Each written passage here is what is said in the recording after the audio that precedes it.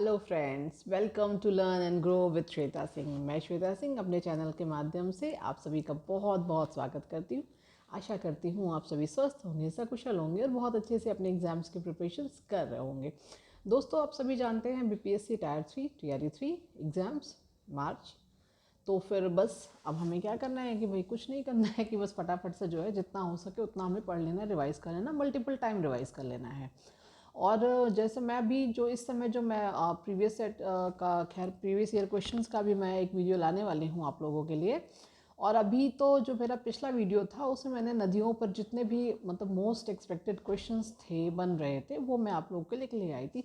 लेकिन एक ही वीडियो में सारे क्वेश्चंस को करना उतना मतलब मेरे को ठीक नहीं लगा, तो इसलिए मैंने उसको 2 पार्ट्स में कर दिया था। अगर आपने वो वीडियो ना देखी हो तो फिर आप चैनल पे जा कर के वो वीडियो ज़रूर देख लीजिएगा, वो भी काफ़ी इंपॉर्टेंट वीडियो है। और बाकी नदियों का जो है ये हमारा आज का दूसरा प्रैक्टिस है। तो इतने में मतलब नदियों पे जितने भी इंपॉर्टेंट संभावित क्वेश्चन बन सकते थे वो हमने इसमें समाहित कर दिया हुआ है। और चलिए बस कुछ नहीं, बातें काफ़ी हो गई, अब आज का हम अपना प्रैक्टिस सेट स्टार्ट करते हैं। तो आज के हमारे वीडियो का जो सबसे पहला क्वेश्चन है वो ये है कि अमरकंटक की पहाड़ी से निकलने वाली तीनों नदियों के नाम बताइए। मतलब अमरकंटक की पहाड़ी उद्गम स्थल है 3 मुख्य नदियों का। एग्ज़ाम में आपके काफ़ी पूछा जाता है, मैंने तो एक साथ ही लिख दिया हुआ है कि एक आपकी महानदी है, एक नर्मदा नदी है और एक सोन नदी है।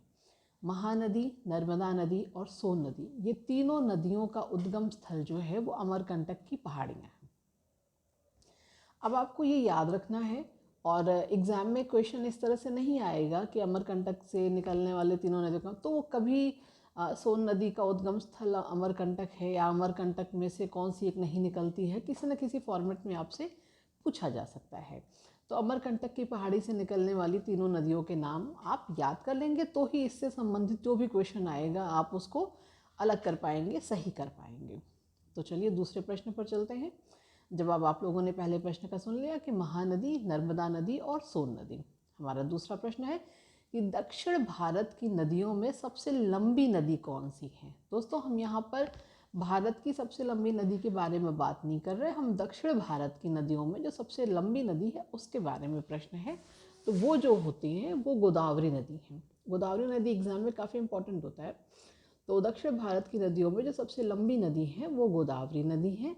और गोदावरी, अब अगला प्रश्न है गोदावरी नदी की सहायक नदियों के ऊपर, और नाम है वेन गंगा और पेन गंगा किसकी सहायक नदियां हैं। वेन गंगा, पेन गंगा किसकी सहायक नदियां हैं। तो वेन गंगा, पेन गंगा ये दोनों जो है गोदावरी नदी की सहायक नदियां हैं।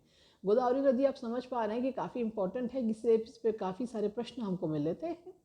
और अगला प्रश्न है कि वह कौन सी नदी है जिसका उद्गम और मुहाना दोनों भारतीय क्षेत्र में आते हैं।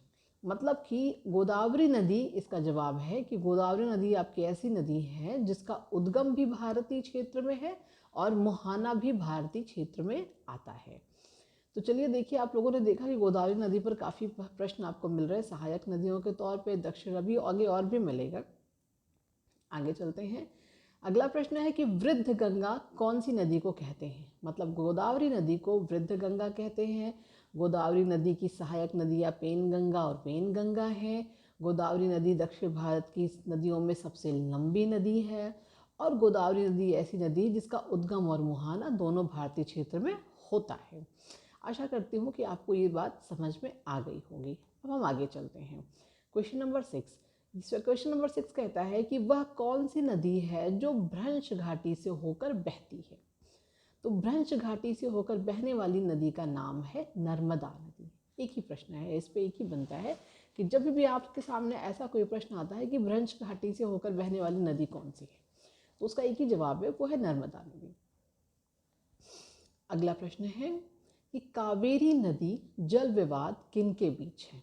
अब आप समझ रहे हैं कि अगर इस प्रश्न को यहाँ रखा गया है तो दैट मीन्स ये इंपॉर्टेंट है। विवाद तो कभी अच्छा नहीं होता है, लेकिन एग्जाम में आता है तो इसलिए पढ़ना पड़ता है। तो कावेरी नदी का जो जल है उसको लेकर के विवाद है, वही हमारा है, ये हमारे एरिया में आता है, ये हमारे एरिया में आता है। तो ये जो जल विवाद है काफ़ी ज़्यादा पॉपुलर है, काफ़ी फेमस जल विवाद है, बहुत इसको लेके बहुत बवाल हुआ था। तो कावेरी नदी जो जल विवाद है वो कर्नाटका और तमिलनाडु के बीच में है। इस बात को ज़रूर याद रखिएगा, ये बहुत महत्वपूर्ण है। अगला चलते हैं, दक्षिण भारत की गंगा किसे कहते हैं? अभी हमने वृद्ध गंगा पढ़ा था, तो वो गोदावरी नदी को कहा है, और दक्षिण भारत की गंगा हम कावेरी नदी को कहते हैं। आगे चलते हैं, पंचगंगा और दूध गंगा किसकी सहायक नदियां हैं? हमने ऊपर पढ़ा था कि वेन गंगा और पेन गंगा किसकी सहायक नदियां हैं, तो वो वहाँ जवाब गोदावरी नदी होता है। जब बात वेन गंगा और पेन गंगा की आती है तो गोदावरी नदी जवाब होता है सहायक नदियों के तौर पे। और जब पंचगंगा और दूध गंगा प्रश्न पूछा जाएगा कि ये किसकी सहायक नदियाँ हैं, तो वो कृष्णा नदी की सहायक नदियाँ होती हैं। अब अगला प्रश्न है कि दामोदर नदी कहाँ से निकलती है? मतलब दामोदर नदी का उद्गम स्थल पूछा जा रहा है। तो दामोदर नदी का जो उद्गम स्थल है वो छोटा नागपुर पठार है। मतलब छोटा नागपुर पठार से आपकी दामोदर नदी निकलती है, उद्गम स्थल है। चलिए हम अपने अगले प्रश्न की ओर चलते हैं। हमारा जो अगला प्रश्न है वो ये है कि विश्व का बृहत्तम डेल्टा निर्मित होता है। मतलब कि सबसे बड़ा डेल्टा विश्व का, पूरे वर्ल्ड का सबसे बड़ा डेल्टा जो है वो कौन सी नदियों से मिलकर के या कौन सी नदियों पर बनता है? तो उसका जवाब है गंगा और ब्रह्मपुत्र नदियों द्वारा विश्व का बृहत्तम डेल्टा बनता है।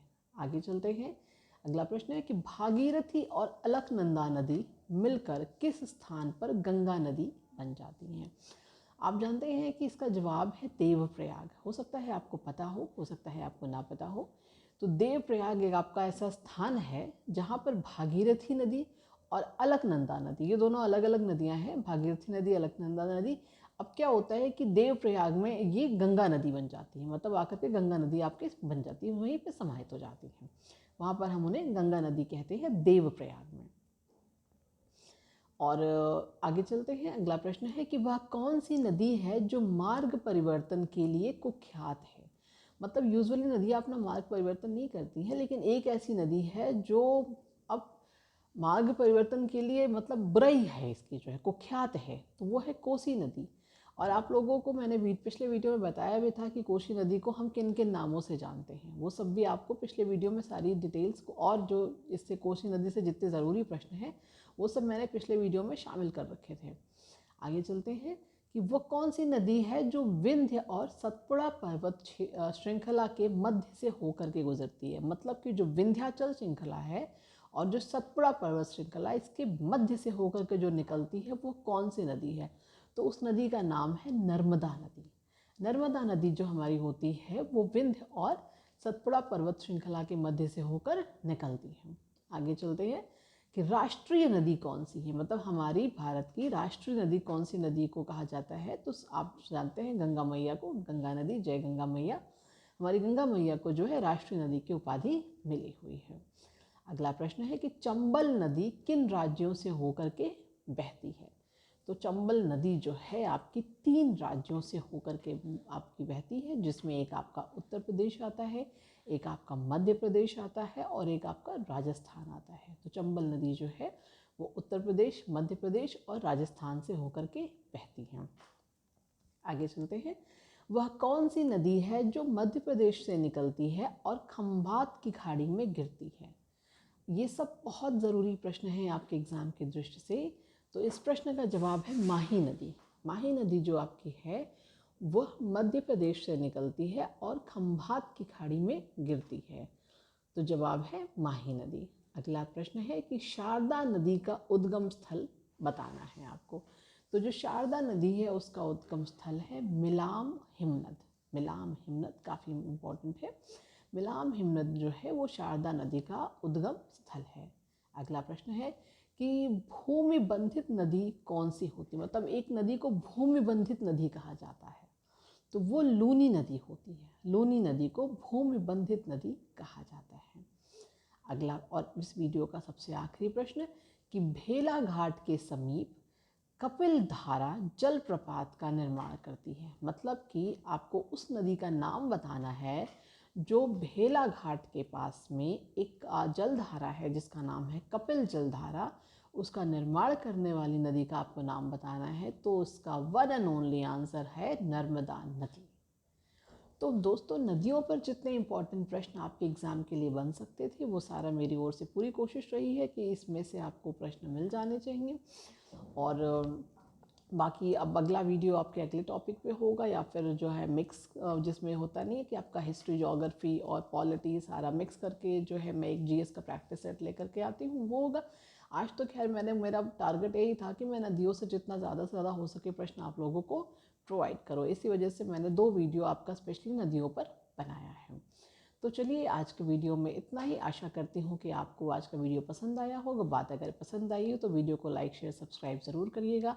और अगर आप चैनल पर नए हैं तो बेल आइकन का बटन ज़रूर प्रेस करिएगा। उससे आपको ये सुविधा होती है कि जब भी कोई नया वीडियो मैं अपने चैनल पे अपडेट करती हूँ तो उसकी नोटिफिकेशंस आपको फ़ौरन मिल जाती है। और हमारा एक छोटा सा टेलीग्राम ग्रुप है जो इसी नाम से है, learn and grow with Shweta के नाम से है। और साथ ही में टेलीग्राम चैनल की जो लिंक है वो वीडियो के डिस्क्रिप्शन बॉक्स में आपको मिल जाती है।